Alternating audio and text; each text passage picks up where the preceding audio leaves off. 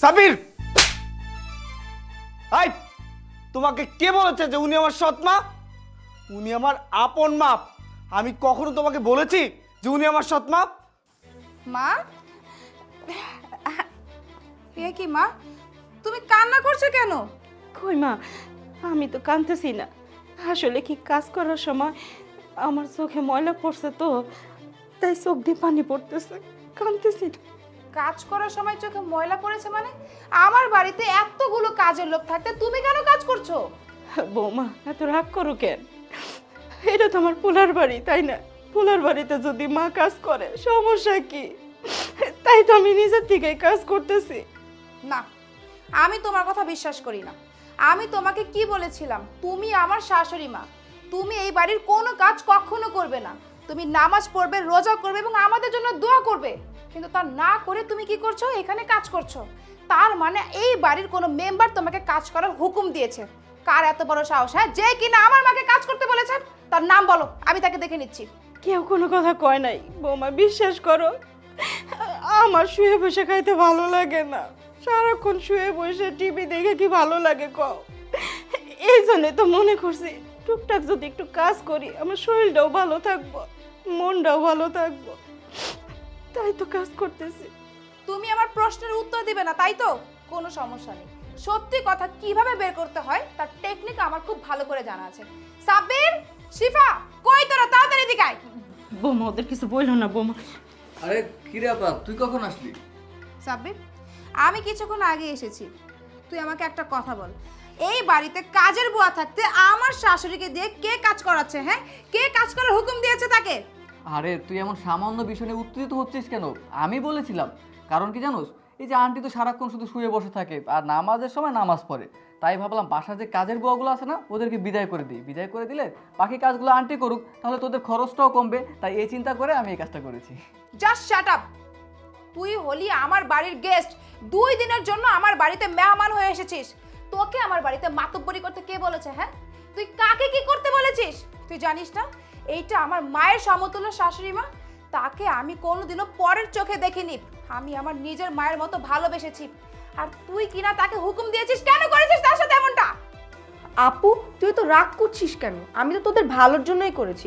ভেবেছি তোদের কাজের লোক থাকলে তোদের মাসে মাসে কত টাকা খরচ দিতে হয়, আর তোর শাশুড়ি তো আছেই, সে তো বসে বসেই খায়। সে যদি একটু হাতে হাতে কাজ করে দেয় তাহলেই তো হয়ে যায়, তাই না? তাই আমরা কাজের লোকদের বের করে দিয়েছি। চুপ কর, আর একটা কথাও বলবি না। অনেক বড় হয়ে গিয়েছিস, তাই না? আমার টাকা পয়সার জন্য তোদের এত চিন্তা হয়ে গেল কবে থেকে? আচ্ছা, আমি মানলাম আমার টাকা সেফের জন্য তোরা 2 জন মিলে ডিসিশন নিয়েছিস।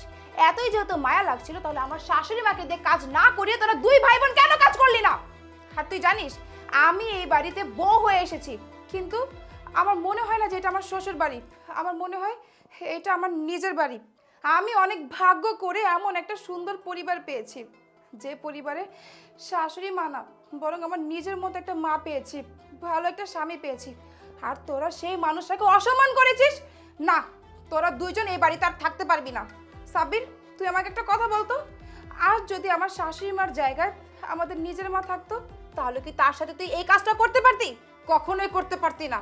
কিন্তু তুই অনেক ভুল করেছিস। কি ব্যাপার যারা, তুমি এত চিল্লাচ্ছ কেন সাব্বিরের উপরে? কি হয়েছে? আয়দুল্লাহ ভাই, তুমি আসছো ভালোই হয়েছে। আপু তো মাথা মোটা, কিছুই বোঝে না। আমি তোমাদের ভালোর জন্যই কাজটা করেছি।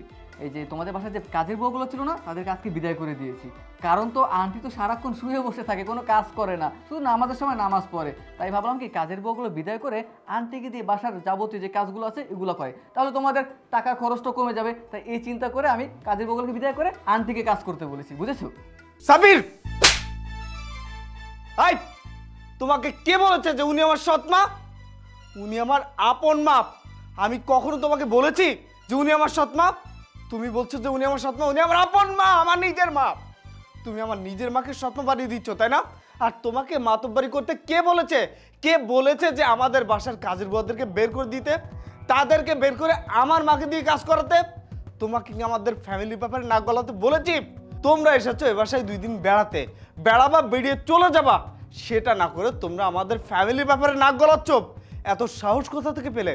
আর আমি একটা জিনিস কোনোভাবেই বুঝলাম না, তোমার মাথায় এটা কিভাবে আসলো যে কাজের বুয়া বের করে দিয়ে আমার মাকে দিয়ে কাজ করলে আমাদের খরচ কমে যাবে? আরে আমাদের টাকা পয়সা কি কম আছে যে কাজের বুয়া ছেড়ে দিয়ে আমার মাকে দিয়ে কাজ করাতে হবে? যারা তোমার এই ভাই আর তোমার এই বোনকে আমি কোনোভাবে আমার চোখের সামনে দেখতে চাচ্ছি না। ওদেরকে এ বাড়ি থেকে এখনই চলে যেতে বলো, তা না হলে যদি আমার মাথা গরম হয়ে যায় আমি কি করব আমি নিজেও বুঝতে পারছি না। ওদেরকে চলে যেতে বলো।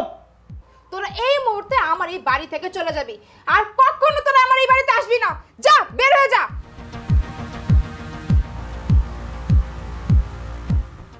মা, ওদের আচরণের জন্য আমি আপনার কাছে মাফ চাইছি মা। আজ থেকে আমি আপনাকে কোনো অযত্ন করব না, আমি নিজে আপনার খেয়াল রাখবো। আপনি প্লিজ ওদেরকে ক্ষমা করে দিবেন, আর কষ্ট পাবেন না।